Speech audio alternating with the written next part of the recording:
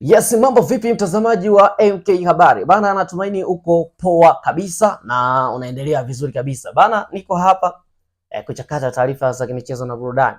Bana, kama ulikuwa hujui kesho Stellenbosch wanashuka dimbani dhidi ya Simba Sports Club katika dimba la New Amaan Complex pale visiwani Zanzibar, hatua ya nusu finali ya kombe la shirikisho barani Afrika msimu huu.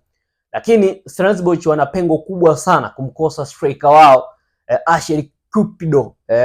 Cupido Ashel anakosekana kwenye mchezo wa kesho kutokana na majeraha na ni miongoni mwa mastrika hatari sana wa Stellenbosch. Mpaka hivi sasa amefunga mabao 5 na ametoa assisi 3 ndani ya kikosi hicho. Kwa hiyo nikiangalia ni miongoni mwa watu muhimu sana kwenye hicho kikosi cha Stellenbosch kwa sababu anafunga, ana assist. Kwa hiyo bana anakosekana kutokana na majeraha na ni miongoni mwa wachezaji ambao mpaka hivi sasa hawajaweza kusafiri na timu. Bila shaka hii ni taarifa njema kwa wanarunyas, ama ni taarifa ya kufurahisha kwa wana Simba kwa sababu kesho wanaenda kukutana na miongoni mwa wapinzani wagumu sana katika kombe hili la shirikisho barani Afrika msimu huu, hatua hii ya nusu finali. Kwa hiyo kukosekana kwa Ashel Cupido naona kumekuwa na ahueni kubwa kwa wanarunyas kwa sababu ni miongoni mwa striker ambao wanajua kuweza kuzifanya nini, kuweza kuzifumania nyavu. Lakini hili ni pengo kubwa sana kwa Stellenbosch kwa sababu ni miongoni mwa watu muhimu sana ambao wanawasaidia wao kuweza kupata matokeo. Kwa nini ni mtu muhimu?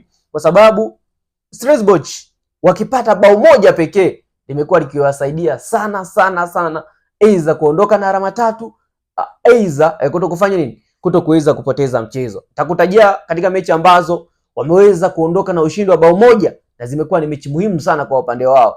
Wamempiga Mamelodi Sundowns in and out, yani home and away, bao 1-1. Kwa hiyo ukiangalia kukosekana kwa Ashel Cupido ambaye amekuwa akifumania nyavu aweze kupatia timu bao moja na wanaondoka na alama 3, hili ni pengo kubwa sana. Wamemfunga Zamalek bao moja, wameondoka.